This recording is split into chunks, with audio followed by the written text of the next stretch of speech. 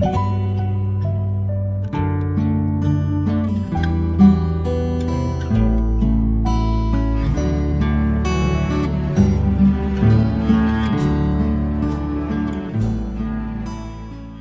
안녕하십니까? 오늘은 한국의 이민자 통합과 다문화주의 현실과 과제라고 하는 제목으로 강의를 진행하겠습니다.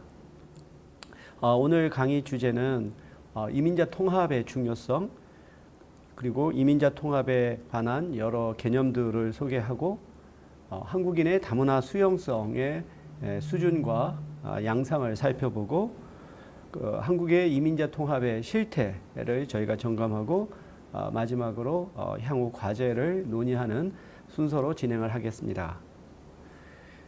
이민자 통합이 중요한 이유는 현재 우리가 살고 있는 시대가 이주의 시대라고 할 수 있기 때문입니다. 이주라고 하는 것이 지극히 일상적이고 보편화된 생활이고 최근 들어 코로나19로 인해서 이러한 이주가 잠깐 정체되었지만 우리가 작년만 하더라도 얼마만큼 우리나라 사람들이 해외로 많이 나가서 생활하고 일반 사람에게 있어서 단지 국민 국가라고 하는 경계에서만 살고 있는 것이 아니라 여러 나라에서 생활하고 여러 가지의 정체성을 갖는 그러한 초국가주의 시대를 살고 있습니다. 이렇게 이주민들이 한 나라에 있어서 사회 구성원으로서 많은 비중을 차지하고 있기 때문에 한국과 같은 사회도 더 이상 단일 민족, 단일 문화가 아닌 다민족, 다문화 사회가 되었습니다. 그래서 상이한 문화 배경을 가진 사람들이 함께 살면서 새로운 사회 통합의 원리가 필요하게 되었다라고 말할 수 있겠습니다. 한 사회가 같은 혈통과 또 문화를 갖고 있는 상황에서는 동질성에 기초한 사회 통합이 가능하지만 더 이상 혈통과 민족이 다른 그러한 상황에서는 동질성이 아닌 이 다양성을 어떻게 효과적으로 관리하고 그 가운데서 새로운 하나의 사회 정체성을 만드느냐가 매우 중요해졌다고 할 수 있겠습니다.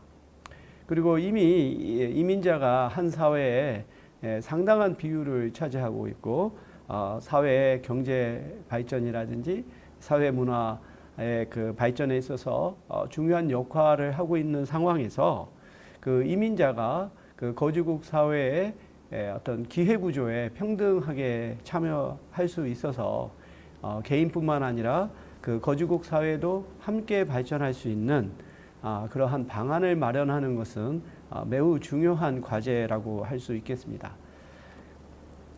우리 한국의 상황을 살펴보면 1990년대부터 본격적으로 우리나라는 산업연수생 제도를 통해서 이주 노동자를 받아들이기 시작했습니다.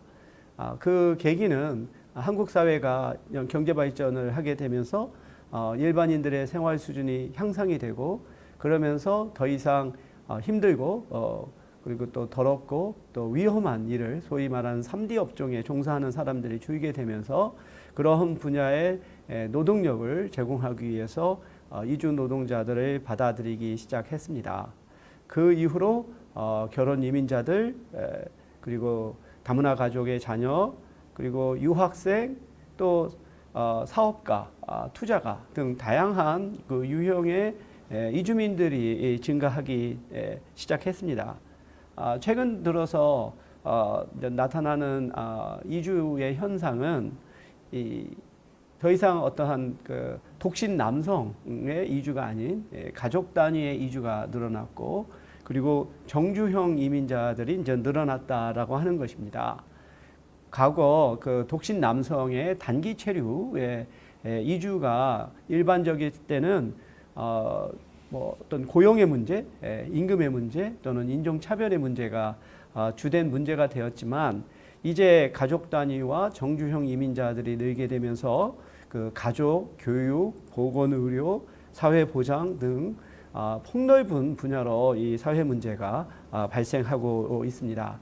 이제 우리나라는 더 이상 이민 통제가 아닌 이민 통합의 관점에서 이민 정책을 추진해야 할 시점이다라고 우리가 말을 할 수 있겠습니다. 사회학을 포함해서 그 사회과학에서 이런 인종의 문제 또는 다수자, 소수자의 관계를 연구한 이론들에는 크게 동화론, 다문화주의, 상호문화주의, 이민자 통합이라고 하는 이론들이 있습니다. 이 동화론은 1960년대까지 미국을 포함해서 서구 국가들에서 가장 대표적이고 지배적인 하나의 이론이라고 우리가 말을 할 수 있겠습니다.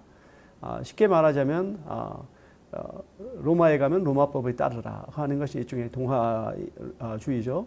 그래서 이주민들이라든지 또는 소수 어떤 종족 집단들이 거주국 사회의 주류 사회의 문화에 동화하는 것이 자신들의 어떠한 신분 상승을 위해서도 바람직하고 또 거주국에 그렇게 동화하는 것이 당연하게 여겨졌었죠.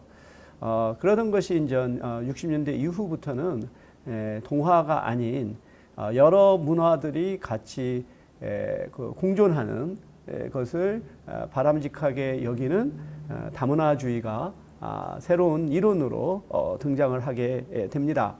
근데 이것이 이제 2000년에 들어서서 서구 사회, 특히 이제 유럽에서 무슬림 이민자들이 늘어나고 또 이 무슬림 이민자들이 주류 사회에 이렇게 동화하지 않고 고립된 생활을 하고 또 그 아랍의 이제 테러리스트들이 또 그 유럽에서도 어떤 인종 테러를 범하고 이런 것을 이제 경험하면서 그 서구 사회의 어떤 주류 민족 집단들이 다문화주의는 실패했다라고 선언하면서 상호 문화주의라고 하는 새로운 하나의 이론을 제안을 하게 되죠. 그러니까 다문화주의가 자칫 방임주의에 빠졌다면 이 상호 문화주의는 이민자들이 적극적으로 거주국의 사회 문화에 참여하고 또 그 그 주류 사회의 문화를 수용할 것을 요구하는 그러한 대안을 이 상호 문화주의로 이제 제안을 하고 있죠.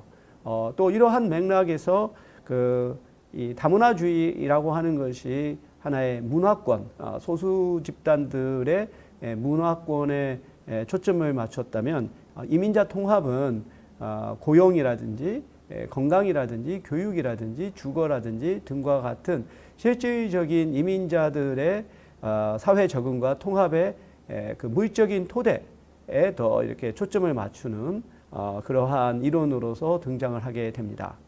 그러니까 아무리 문화가 좋더라도 이주민들이 그 거주국 사회에서 차별을 받고 배제가 된다면 문화를 인정받는 것이 사실은 무의미하죠. 그런 면에서 이민자 통합은 보다 실질적인 이민자들의 어떠한 그 사회 적응과 통합의 물적인 토대가 얼마만큼 갖춰졌느냐에 초점을 두는 하나의 이론이라고 볼 수 있겠습니다. 그래서 이민자 통합에 대해서는 굉장히 많은 다양한 개념 정의들이 있어요.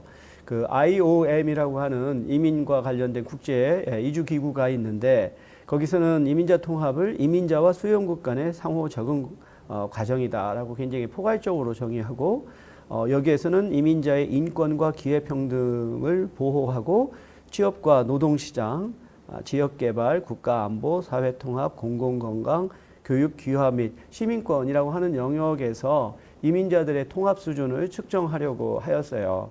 하지만 너무 개념 정의가 포괄적이고 또 여기서 그 구성 요건으로 제시한 것들이 어떤 일관성이 좀 떨어지는 그런 문제가 있죠.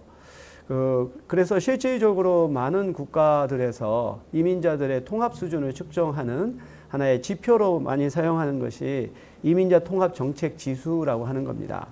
그걸 줄여서 이제 MIPEX, 그러니까 Migrant Integration Policy Index라고 하는 그러한 그 지수인데요. 이 지수는 이제 브뤼셀에 이제 본부를 둔 국제 이민 그룹이라고 하는 그 기구에서 개발을 한 지수인데 그 기구에서 이민자 통합이라고 하는 것을 이렇게 정의하고 있어요.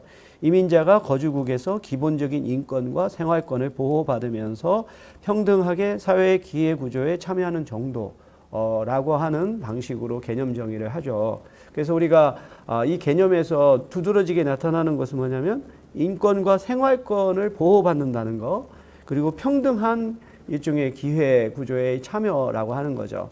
그래서 어떤 문화권을 얘기하기보다 얼마만큼 기본적인 사람 이주민의 인권과 권리가 보호받고 있는가라고 하는 것에 초점을 두는 하나의 개념 정의라고 할 수 있습니다. 그 이민자 통합 정책 지수는 전 세계에서 많은 국가들이 참여하는 그러한 국가 비교 조사입니다. 2004년에는 15개 국가가 참여했는데 2014년에는 한국을 포함해서 38개국이 조사에 참여했고요. 또 2020년에 이 조사 결과가 곧 나올 것으로 우리가 기대하고 있습니다. 이 정책 지수는 그 이주민들의 통합 수준을 그 이주민들을 대상으로 해서 직접 조사한 것이 아니고 이주민들이 통합하는데 도움이 될 수 있는 법이라든지 정책이라든지 프로그램들이 있는지를 확인을 해서 일종의 점수를 매기는 것이죠. 그래서 이민자들이 통합을 촉진할 수 있는 그런 정책이 마련되어 있는가 없는가라고 하는 것을 공식적으로 수집하고 확인할 수 있는 그런 문서들을 가지고 각국의 연구자들이 이걸 조사를 하는 방식으로 측정을 하고 있습니다. 이민자 통합 정책 지수에는 8개의 정책 영역이 있고 각 영역별로 또 4개의 하위 차원이 있고 각 또 차원당 3개에서 7개의 문항들이 있어서 나중에 이것의 평균값을 가지고 이민자 통합 정책 지수의 값을 계산을 하죠. 그런데 이 마이펙스의 하나의 큰 문제점은 그 통합에 있어서의 어떤 물적인 토대와 관련된 지표들은 있어도 사회 심리적인 영역에서의 그런 측정 지표는 없다라고 하는 거죠. 우리가 통합이라고 할 때 그게 단지 경제적으로 또는 교육적으로 어떤 평등한 기회를 가졌다고 해서 통합이라고 말은 할 수 없죠. 그 이민자가 그 사회의 구성원이라고 하는 그런 소속감을 갖는지 이런 부분도 매우 중요한 건데 이민자 통합 정책 지수에서는 그러한 사회 심리적인 영역에 대한 통합을 우리가 측정할 수가 없고 두 번째로는 이민자들의 신분이 굉장히 다양하죠. 그 EU의 경우에서는 EU 회원 국가들 간의 자유로운 이동이 보장이 되는데 그 우리 한국의 경우에서는 이런 이주민들 가운데 그 이주 노동자의 경우는 사실 단기 체류의 목적을 갖고 있어서 이들에게 폭넓은 권리를 보장을 하지 못하고 있죠. 따라서 그 유럽에서의 이주 노동자와 한국에서의 이주 노동자는 사실 출발점부터 매우 다른데 그런 점들을 고려하지 않은 비교는 사실 상당히 좀 무의미할 수도 있습니다.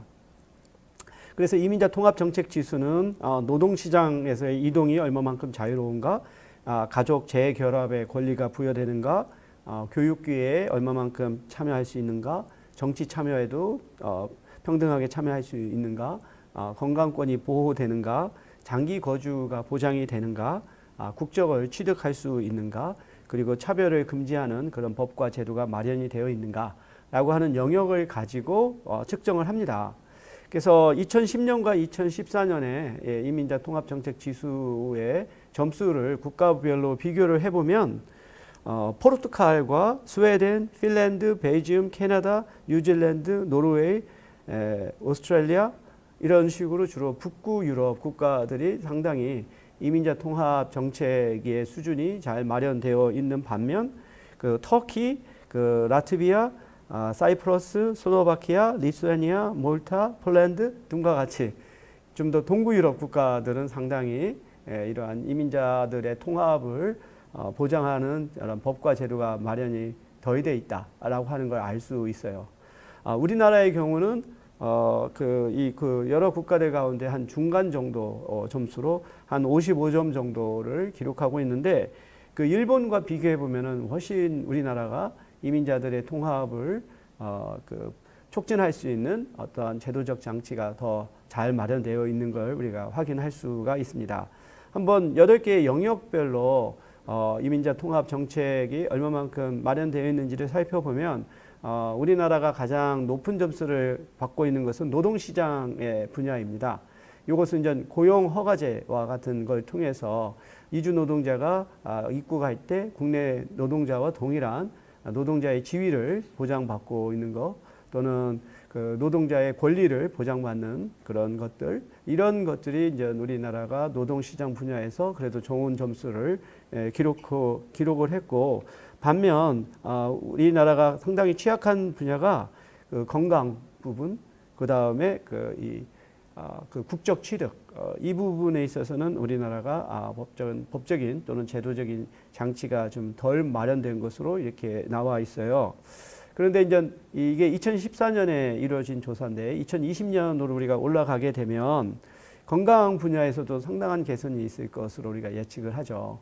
그래서 이런 이주 노동자들도 국내에서 체류를 한 6개월 이상이 되면 이런 국민건강보험 서비스에 가입을 해야 되고 의료보험의 혜택을 받는 그런 면에서 건강 분야에서 좀 더 개선이 있을 것으로 이제 생각을 하죠. 그리고 국적의 취득의 영역에서도 과거보다 좀 더 이렇게 비록 단기 체류의 목적으로 왔다 하더라도 정주형 이민으로 전환할 수 있는 그러한 장치가 좀 더 이렇게 마련이 되어 있다고 볼 수 있어요. 일본의 경우에서는 우리나라보다 전반적으로 이 법적 제도적 장치가 좀 미비합니다. 특히 노동시장 분야에서도 우리나라보다 점수가 떨어지는데 그 이유는 우리나라와 대만이 고용 허가제와 같은 제도를 통해서 합법적으로 노동자의 신분으로 이민자를 받아들이는 것과 비교해서 일본에서는 여전히 연수생이라고 하는 방식으로 이제 노동자들을 받아들이고 있는 이런 부분에서 점수가 상당히 떨어지고, 교육 분야에서도 굉장히 떨어지죠. 우리나라에서는 이주 아동의 권리 협약을 비준하면서 법적 신분과 상관없이 의무 교육의 혜택을 받을 수 있는 기회를 보장하고 있죠. 근데 일본의 경우에서는 이제 조선인이라고 하는 이렇게 한국 국적을 갖고 있지 않은 우리 그 총련계의 이제 제일 한인들에게 어떤 교육 기회를 주지를 않고 있죠. 어떤 의무 교육의 혜택도 보장하지 않고, 가장 정말 이런 차별적인 측면이 드러난 것이 코로나19로 상당히 위험이 클 때 전국에 있는 유치원들 또는 초등학교에 마스크를 무료로 보급했는데, 이런 조선계 청년계의 조선계 학교나 유치원에는 마스크를 공급하지 않은 이런 차별적인 조치를 취하는 것을 바라볼 때 여전히 일본이 이러한 이민자나 또 소수 집단들에게 차별적인 하나의 교육 정책을 취하고 있는 것을 알 수 있습니다. 그래서 1900년대 초에 우리나라가 산업 연수생 제도라든지 여러 가지 이민 정책을 도입할 때 일본을 많이 벤치마킹했어요. 근데 이제는 일본이 여전히 그 수준에 머물고 있다면 우리나라는 상당히 좀 더 선진적인 이민 정책을 우리가 실행하고 있다라고 말을 할 수가 있겠습니다. 그래서 이것을 이제 표로 살펴보면 이렇게 노동시장 분야에서 한국이 앞서 있고, 가족 재결합 분야에서, 교육 분야에서, 반면 건강에서는 일본이 좀 더 앞서 있는 것으로 나오지만 다른 전반적인 영역에 있어서 한국이 일본보다는 좀 더 점수를 좋게 이제 받은 것을 알 수 있습니다. 하지만 이민자 통합정책 지수의 한계는 뭐냐? 이거는 앞서 말했던 것처럼 우리가 통합이라고 말할 때 단지 어떤 경제적인 측면에서 어떤 평등한 기회를 가졌다고 해서 우리가 통합되었다라고 볼 수 있겠는가? 그가 그 사회의 구성원이라고 하는 소속감을 갖지 못하고 그 선주민들과 친밀한 유대 관계를 갖지 못한 상태를 우리가 통합이라고 볼 수 있겠느냐라고 하는 거죠. 따라서 우리가 통합을 좀 더 확장시켜서 본다면 이 사회 심리적인 영역의 통합도 반드시 고려되어야 하는데, 이 이민자 통합 정책 지수의 한계가 기존에 있는 정부 문서들을 통해서 확인하는 거라 이런 사회 심리적인 것은 조사를 하지 않고서는 파악할 수 없죠. 그리고 앞서 말한 것처럼 이민자 신분이 굉장히 다양한데 그것을 고려하지 못한다는 것.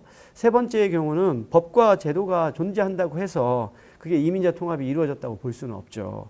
그래서 우리가 실제 수준을 측정해야 되는 하나의 과제가 남아 있다고 볼 수 있습니다. 다음으로는 다문화주의에 대해서 한번 살펴보겠어요. 이민자 통합이라고 하는 것이 앞서 말한 것처럼 좀 더 물적인 토대에서의 통합을 의미했다면 다문화주의는 이런 그 이민자나 또는 소수 민족 집단들이 자신들의 문화와 정체성이 얼마만큼 인정을 받고 존중이 되는가에 관련된 거죠. 그러니까 일종의 이제 문화권과 관련된 거라고 볼 수가 있습니다. 그래서 다문화주의의 개념 역시 굉장히 연구자들마다 다양한 정의가 있는데 제가 이제 그런 것들을 좀 종합해서 핵심적인 요소들을 뽑아서 정리하자면 한 사회 내의 다양한 인종이나 민족 집단의 문화를 단일한 문화로 동화시키지 않고 서로 인정하고 존중하면서 공존하게끔 하는 데 목적이 있는 이념 체계 및 사회 정책이다. 우리가 이렇게 정의를 할 수가 있어요. 그래서 다문화주의가 추구하는 목표는 그 한 사회 내에 있는 모든 인종이나 민족 집단들이 문화적 차이와 상관없이 동등한 권리를 가지고 그 정치와 공동생활에 참여할 수 있도록 노력하는 것이고, 그러면서도 동시에 자신들이 속해 있는 국가와 사회에 대한 소속감을 갖게 하려는 것이 다문화주의라는 거죠. 그래서 사실 그 다문화주의는 단지 어떤 문화적 차이를 인정하고 그걸 방임하는 것에 그치지 않고 그런 문화적 차이, 그런 문화적인 다양성 속에서도 뭔가 하나의 그 통일된 정체성, 소속감을 갖고자 하는 것이 다문화주의의 근본 목표입니다. 근데 이제 다문화주의를 비판하는 학자들은 앞에 것만 보고 그런 통합 노력을 그 관심을 기울이지 않으니까 다문화주의가 하나의 방임이다라고 이렇게 또는 문화적 상대주의에 빠졌다라고 이렇게 비판하는데, 다문화주의의 목표를 좀 더 우리가 깊이 생각해 보면 그것이 아니다. 다양성을 인정하면서도 그 가운데서 하나의 통일성을 추구하는 것이 다문화주의의 목표라고 우리가 볼 수 있습니다. 그래서 이와 같은 뭐 이론이라든지 또 개념은 우리가 구체적으로 이걸 개념 정의를 하고 그것을 측정하는 지표를 만들어야 비로소 사회과학의 과제가 되는 거죠. 그렇지 않으면 그냥 하나의 사상이나 철학에 머물 수 있겠지만, 사회과학에서 다문화주의를 연구할 때는 우리가 실제 사용할 수 있는 하나의 정의를, 개념 정의를 해야 되고, 그것을 측정할 수 있는 지표를 만들고 그것에 따라 우리가 객관적으로 비교할 때 비로소 다문화주의라고 하는 것이 사회과학적 연구의 대상이 되는 거죠. 그런 면에서 그 벤틴과 킴리카와 같은 캐나다의 학자들은 다문화주의 정책 지수라고 하는 걸 또 개발을 했습니다. Multiculturalism Policy Index라고 하는 이 지수를 개발해서 이런 것을 우리가 적용을 해서 한 사회에서 얼마만큼 이런 다문화주의 정책을 실천하고 있는지를 측정을 하는 거예요. 그래서 국가를 이제 이 다문화주의가 강한 나라, 중간인 나라, 약한 나라로 이렇게 분류를 하죠. 그래서 이 다문화주의 정책 지수는 세 개 그룹이 있어요. 하나는 이민자 집단, 두 번째로는 이제 그 원주민 집단, 그 다음에 그 세 번째 집단은 일종의 그 민족 집단, 이렇게 구분해요. 그래서 민족 집단이라고 하는 것은 캐나다의 경우에 퀘벡주에 있는 그 프랑스계 사람들은 하나의 그 캐나다 국민이지만 캐나다를 구성하는 굉장히 강한 하나의 민족 집단으로 하나의 거의 자치, 민족 자치에 해당되는 그러한 권한을 부여받고 있잖아요.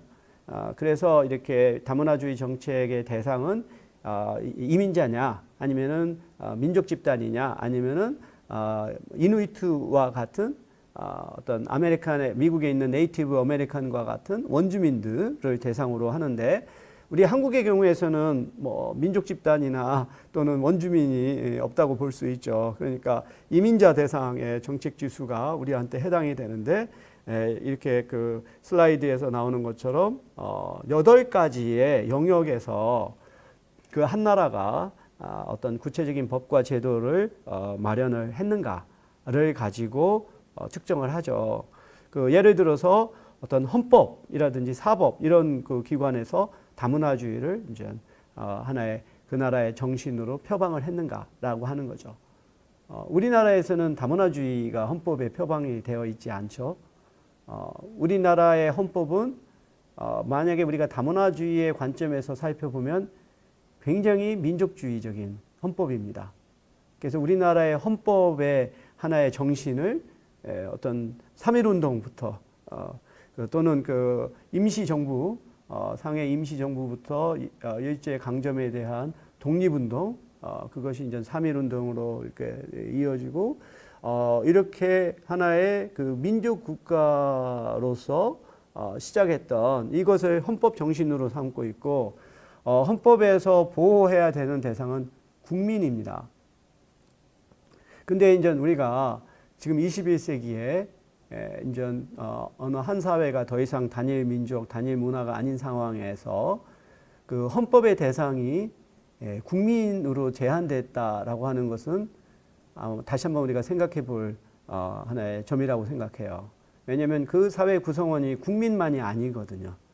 그래서 많은 선진국가의 헌법은 일종의 그 보편적인 사람을 대상으로 헌법을 정하지 그 나라 국민을 대상으로 헌법을 만들지는 않거든요. 바로 이제 우리가 이런 관점에서도 우리나라의 모든 법 체계의 기본이라고 할 수 있는 헌법에서조차 상당히 민족적이고 국민적이라고 하는 것이 얼마만큼 우리를 이렇게 제약하고 있는가를 우리가 생각해 볼 수 있습니다. 그래서 이 다문화주의 정책 지수를 가지고 한번 국가들 간의 비교를 해보면 이민자의 대상 지수만 살펴보더라도 캐나다와 호주가 가장 강한 나라고 미국이라든지 영국이 이제 중간 정도인 나라, 그다음에 프랑스, 독일, 일본 이런 나라들이 약한 나라로 이렇게 측정이 됩니다.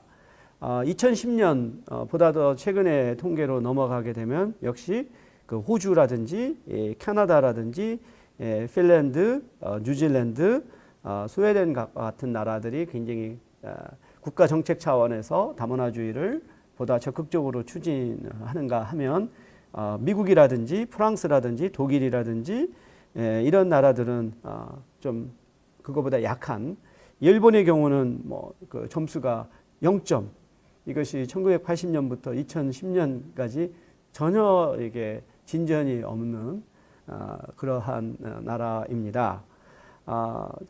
이러한 점이 일본이 보여주는 그 하나의 역사 인식하고도 깊은 관련이 있지 않을까 싶어요.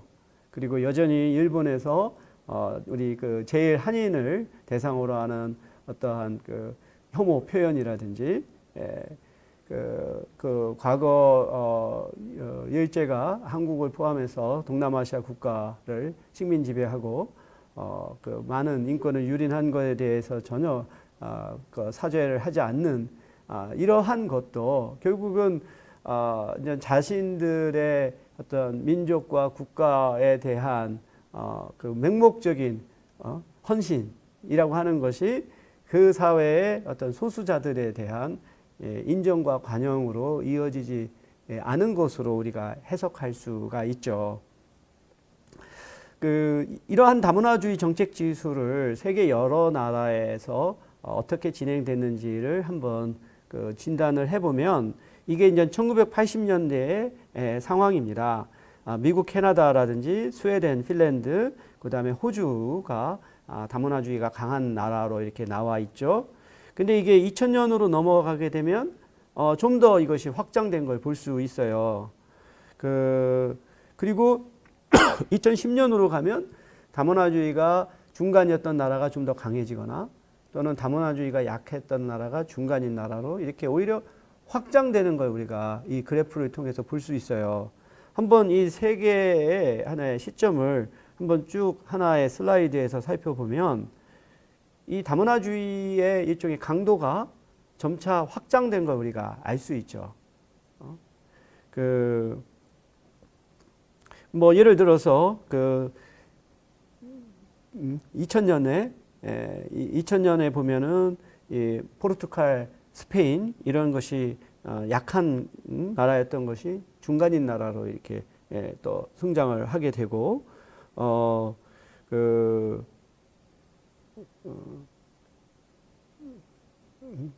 그리고 또 그 뉴질랜드의 경우에서도 시간이 지나면서 더 다문화주의가 더 강해지는 이런 양상을 볼 수 있죠.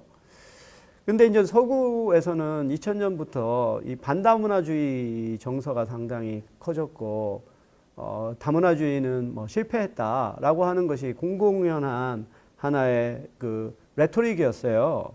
그렇다고 한다면 정말로 그 국가에서 심지어 그 나라의 대통령 수상들이 다문화주의는 실패했다, 이런 식으로 공식적으로 선언한 상황인데, 그러면 다문화주의 정책 지수는 하락했어야겠죠.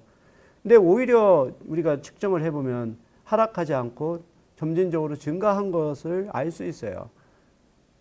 이건 우리는 이러한 것을 어떻게 설명할 수 있겠는가? 그러니까 반다문화주의 정서로 인해서 이쪽에 다문화주의는 그 유럽에서는 스티그마가 됐어요. 이건 방임으로 이렇게 여겨지는. 그래서 더 이상 정부에서도 다문화주의라고 하는 용어를 쓰지 않는 대신 문화 다양성이라고 하는 용어를 쓴 프로그램들은 늘어나는 거죠. 그래서 이것은 불가피한 상황이에요. 그 사회에서 이주민들이 수가 늘고 그들의 자녀들이 출생하고 사회가 가면 갈수록 다인종 다문화 사회가 되는 과정에서 이런 문화 다양성을 정부가 적극적으로 사실 끌어안지 않고서는 통합을 할 수 없죠.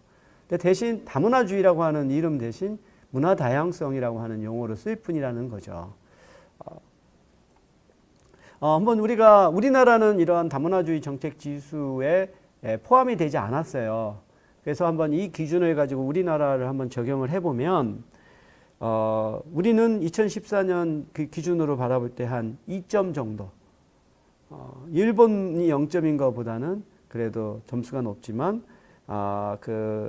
22개국 평균에 비교하면 좀 더 낮은. 따라서 우리나라는 굉장히 다문화주의가 약한 나라다라고 볼 수 있어요. 근데 이것을 한번 또 대만하고 비교해 보면 상당한 차이가 나요. 대만은 5.5점에 달합니다. 그 이유는 대만의 헌법에는 이미 대만이 다문화주의 국가라고 하는 것을 표방을 하고 있고, 교육에서도 다문화주의를 채택을 하고 있고, 또 이러한 하카인이라든지 또는 그 고산족과 같은 원주민이라든지 등에 대한 일종의 방송 프로그램 이런 것들이 다 또 지원을 하고 있고, 그 이중 시민권도 부여하고 있고, 이런 면에서 상당히 대만이 앞서 있다. 또 대만에서는 아마 아시아 국가에선 처음으로 동성애자들의 결혼을 합법화했죠. 근데 그런 면에서 한국과 일본이 상당히 민족 국가적이고 보수적인 것에 머물러 있다면, 대만은 상당히 이러한 이민자와 소수자들의 권리에 있어서 보다 더 진보적인 입장을 보이고 있다라고 볼 수 있겠습니다. 그런데 이러한 다문화주의 정책 지수도 문제점을 갖고 있어요. 그러니까 이민자를 또 어떻게 규정할 거냐라고 하는 것이죠. 이 벤틴과 킴리카의 경우는 영주권과 시민권을 가지고 있거나 가지게 될 정주영 이민자로 다문화주의를 한정하고 있죠. 근데 실제 우리나라에 보면 이주 노동자들이 수가 제일 많죠. 그러니까 우리나라에서 사실 실질적인 다문화의 구성원이 이주 노동자들인데, 그들은 이런 정책 대상에서 배제가 된다라고 하는 그러한 모순이 있는 거죠. 그리고 세 번째로는 이민자 통합 정책 지수와 마찬가지로 다문화주의 정책이 존재했다고 해서 그게 실제로 실천되느냐는 또 별개의 문제인데, 이런 것을 측정하지 못하는 한계가 있다라고 볼 수 있어요. 그래서 이 다문화주의에 있어서 굉장히 중요한 것이 우리가 다문화 수용성이라고 할 수 있어요. 우리가 이 소수자와 다수자의 관계에 있어서 문제의 핵심은 다수자입니다. 소수자가 뭔가 사회의 규범을 지키지 않고 그래서 문제가 발생하는 것이 아니라, 다수자가 소수자를 인정하지 않고 정당한 기회를 부여하지 않음으로써 사회 문제가 발생하는 거거든요. 바로 그게 핵심이 다문화 수용성이라고 볼 수 있어요.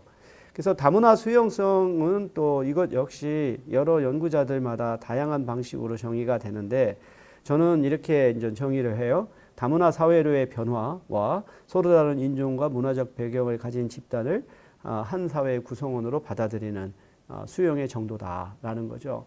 다시 말해서 한국 사회가 다문화 사회로 변화하는 것을 긍정적으로 수용을 하고 또 우리와 다른 혈통과 문화를 가진 사람을 사회 구성원으로 받아들이려고 하는 정도가 다문화 수용성이다라고 하는 거죠.